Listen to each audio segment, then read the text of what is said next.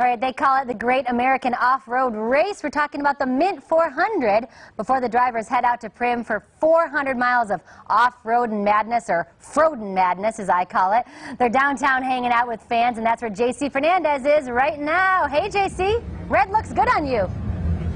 Courtney, oh, this is awesome. This is an iconic truck, actually. This truck has won the Mint 400 multiple times. I think back in 1978 was the first time it won the Mint 400. An iconic race that happens in the desert out at Prim. It goes down Saturday and Sunday. The Mint 400 started back in 1968 as a promotional race for the Mint Hotel.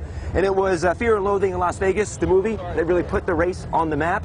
550 drivers will head out to the desert to compete this weekend. And there's a big festival happening this weekend here on Fremont Street. You can meet the drivers, you can look at the vehicles, you can touch the cars, and I want to talk to one of the drivers right now. This is Shelby. Hey, Shelby. Hey, how's it going? Shelby Hall's family has been racing for generations. You're going to be out there this weekend doing the big Mint 400 in a UTV, which is right behind us. Not yours, but what's a UTV? A UTV is a side-by-side, and we are going to be in a Polaris RZR. And kind of the cool part for me is this is my first time racing in a side-by-side. I have about 7 years of experience racing in H1 Hummers and H3 Hummers, so I'm going down in size a little bit. But Shelby, this is awesome. You're going to be out there in the desert. Are you in the UTV alone, or do you have a crew with you? How does it work? I will have a full crew. We actually have 3 female drivers and 2 male navigators. And then what happens? You need gas. What do? You're in the middle of the desert, 400 miles in the desert. You need gas. What do you do?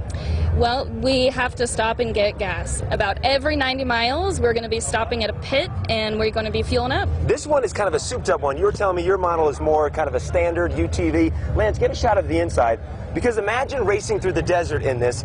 I mean, it's one thing to be racing on a highway. You're out in the desert, rock and sand and stones are flying in your face. Tire pops off. What do you do in the middle of the race?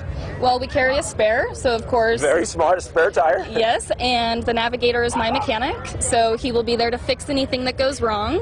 But really, these cars are built so well that as long as you drive smart, you don't break too much. This is so cool. First time, too, since the late 70s, motorcycles will be featured in the race this year. And coming up, Shelby, I'm going to put my driving skills to the test. I'm going to get behind one of these trucks and take it for a spin. So awesome. That's going to be interesting. All right, guys, back to you.